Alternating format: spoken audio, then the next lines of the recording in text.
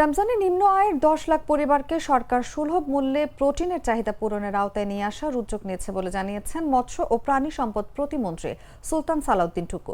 বৃহস্পতিবার রাজধানীর মহাখালীতে প্রাণী সম্পদ গবেষণা প্রতিষ্ঠানে সুলভ মূল্যে দুধ, ডিম ও মাংস বিক্রি কার্যক্রমের উদ্বোধনী অনুষ্ঠানে একথা বলেন তিনি। প্রতিমন্ত্রী বলেন, এবার 10 লাখ পরিবার কম দামে দুধ, ডিম ও মাংস কিনতে পারবেন। এই লক্ষ্যে উত্তরা, আজিমপুর, মিরপুর সহ রাজধানীর 25টি স্পটে বিক্রয় কার্যক্রম শুরু করা হয়েছে। চলবে পুরো রমজান মাস জুড়ে। দেশের অন্যান্য জেলাতেও এই উদ্যোগ ছড়িয়ে দেওয়া হবে বলে জানান সুলতান সালাউদ্দিন টুকু।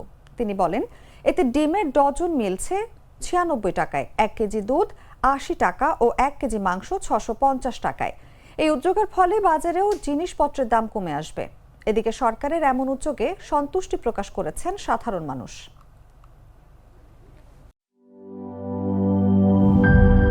দুধার চকলেটে একাকার হয়ে ওঠা প্রাণ লেয়ার সম্পর্কের মিষ্টি ম্যাজিক।